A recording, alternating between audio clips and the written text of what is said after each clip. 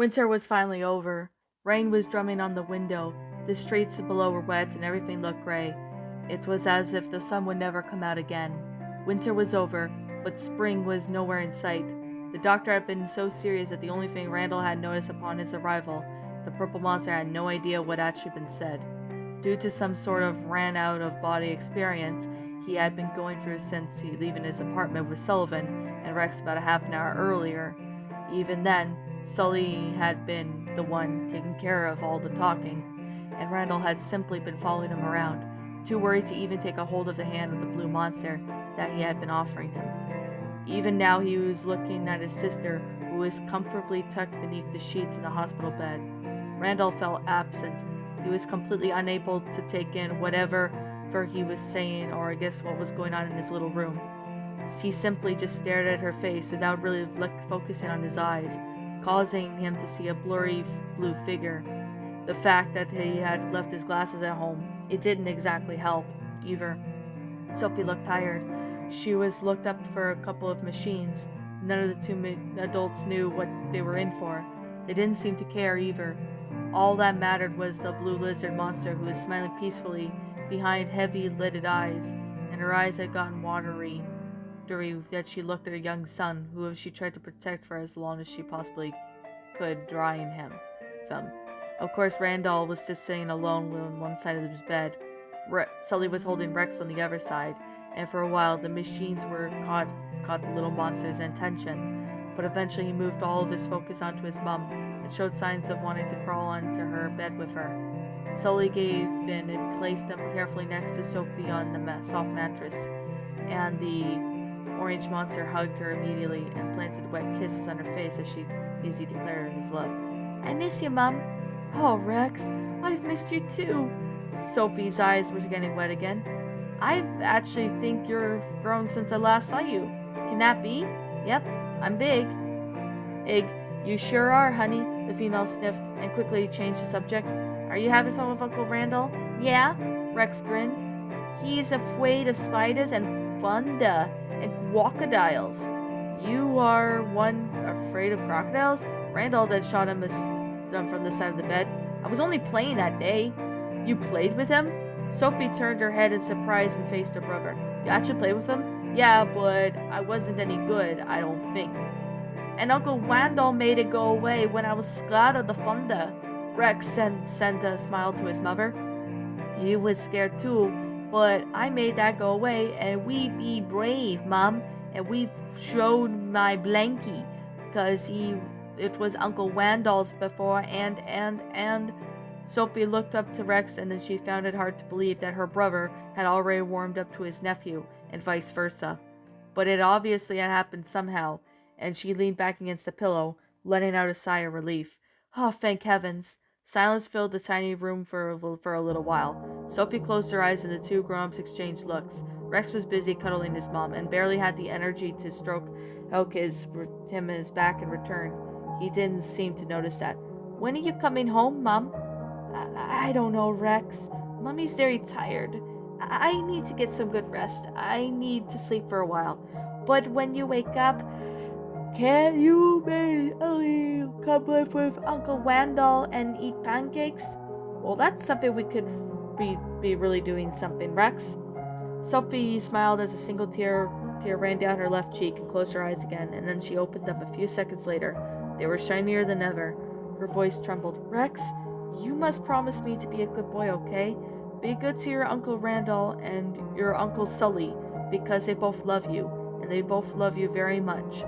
Sully swallowed and looked over Randall, who had turned his head to hide the tears. The furry one moved his gaze over to Sophie again, and the two struggled a sob as she continued speaking to her son. "Rex, I love you too. I always will love you too. Mommy will always love you. But I'm just so tired, and I need to get some sleep." Her voice cracked, but she kept a smile on her face in order not to upset the little one. "But you're moaning, Mom." "Yes, honey, it's morning. But I still need to sleep. I'm just really tired, Rex." The young monster climbed closer to his mom's face and hugged her again. "Okay, good night, Mom." He kissed her cheek again, and Sophie let out another sob, and with that, Sully carefully lifted Rex up from her bed and carried Reed him back outside into the hallway, trying his best not to keep his own tears from falling. Good boy, Rex. Come on, let's go give Uncle Randall some time to say goodnight, too. Where is he reading Mommy a story? The big monster couldn't help but chuckle at the innocent question. Maybe he will, Rex. Is he any that good at it? Yeah! And with that said, they left Randall alone with his sister for the last time. Randall didn't move. He wasn't until Sophie called out his name, and he eventually reached out and took a hold of her hands that she was offering him. Tears covered his face, and now Randall had left the room. He did nothing to hold him back, and neither did Sophie. I'm sorry, Randall. She glanced at him with a feel of the moist. I'm so sorry. I was literally looking forward to starting over again. Me too. But I'm thankful as well. At least I got to reunite with you before. Shh. Randall interrupted her. He didn't want to hear the words. They've done everything they could, Randall, but the bleedings were worse than we thought. The only thing that could have helped was transplant, and is a little too late for that now. Randall closed his eyes to fight as tight as he could, as his tears managed to press through his eyelids. It's not fair. No, it's not. Rex doesn't deserve this. Hell, I knew this too well when I lose your parents. And see what happens to me? I don't want that to happen to Rex. He's too little, so fragile, so Sophie's just like me. What if he ends up... He paused and swallowed. What if he ends up like me? Sophie took another of her brother's hands and pulled them closer. Randall, Rex would be very lucky to end up like you. You would have become a great guy, and I think you're his best role model he could possibly ever have. And I know you'll take good care of him. And I know you'll teach him everything that he needs to know to make his way in life. Randall sniffled. But I can't take care of him, Sophie. I'm not. I know you're frightened. I was too, when I found out I was expecting him. This isn't just as bad at all. I'm just really bad with kids. Well, it looks like he really likes you this far, and you're his only family now, Randall. Yes, but I can't. You can, Randall. Trust me, you can. Sophie's brown eyes started deep into her brother's green ones. And Randall, don't be afraid to ask for help, okay?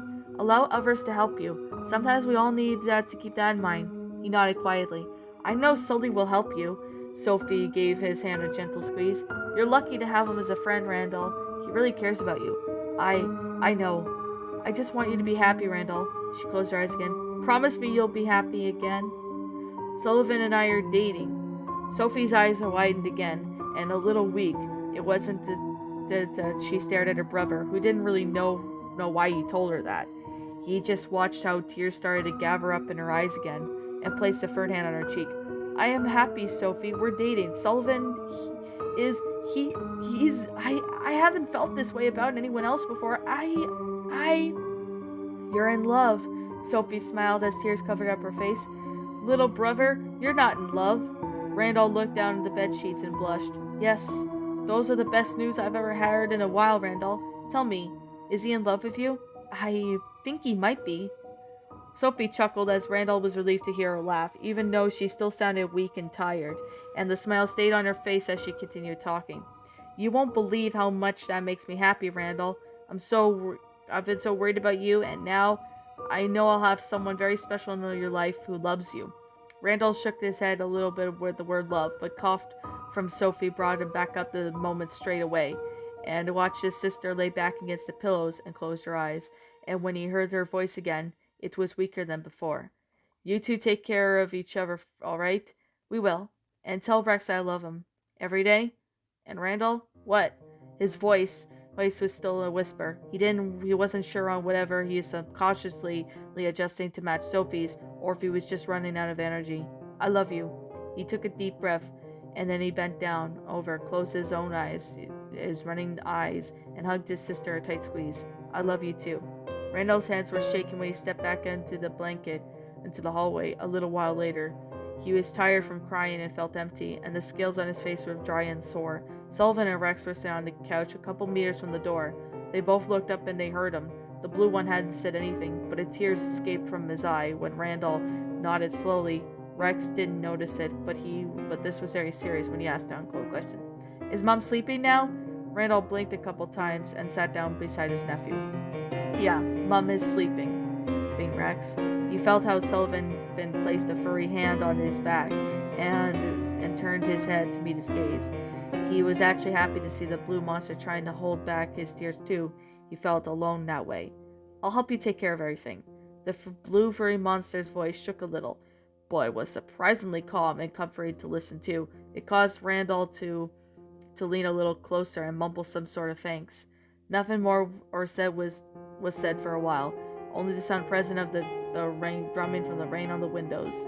After exchanging a few phrases with the doctor, Randall and Sully decided that they would go back to the hospital the next day when Rex wasn't with them, to take care of some partitional affairs following the death. None of them were looking forward to it, but they knew they understood what had to be done, and it was probably easier to do it together.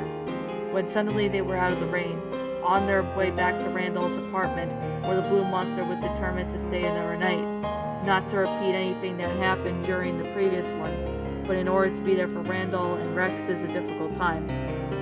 That is the most important thing now. Mom's sleeping. Rex's thin voice suddenly made its way through the heavy rain. To begin with talking to himself, he suddenly asked a question that Randall had been dreading since Sophie shut her eyes for the last time, around an hour earlier. Uncle Wendell, when is Mom going to come home? Fighting back the tears, Randall had tried to turn his face from his young nephew and looked up at him with questioning eyes. His eyes revealed that deep brown. The little one misunderstood something was going on. Mom is, Randall started. Mom is sleeping very deeply, Rex. He paused and drew his breath. Is she going to sleep for a while? But then she's going to come back, right? No, you see, Rex? I'm afraid Mom isn't coming back. Mom's coming back. Rex, your mom loves you very much and she would want you to come back to you. But she had to sleep now, and Rex, she's not going to wake up. Mom's coming back. No, Rex, she isn't. I'm sorry, but no. I'm sorry. No. Rex, no. Rex pulled away from the arm from Randall and placed it on his shoulder as angry tears covered up his face. He didn't understand at all, but he was still very devastated. Why his uncle was telling him that his mom wasn't coming back. She was only sleeping, and sleeping monsters always wake up. But the little monster felt sad, scared, and angry all at once, and before anyone knows what was happening, he started running from the two adults. Rex! Randall tried to grab a hold of his nephew's arm, but he didn't catch it as Rex was too fast, and suddenly he was on his way across the street. Randall and Sullivan ran after him, but Rex instantly camouflaged and both stopped, and it was completely impossible to follow him now. Randall's 3-year-old nephew was gone, lost in the middle of the city in the rain, while invisible for an hour after his mom's death. Rex? Randall started to look around, desperate to look around to try to catch a glimpse of something that could lead him to his nephew. However, he was interrupted by a car horn and suddenly realized that he was standing in the middle of the street. It caught and moved carefully over onto the sidewalk along with Sullivan, not even noticing the bad words that some of the drivers were shouting at him.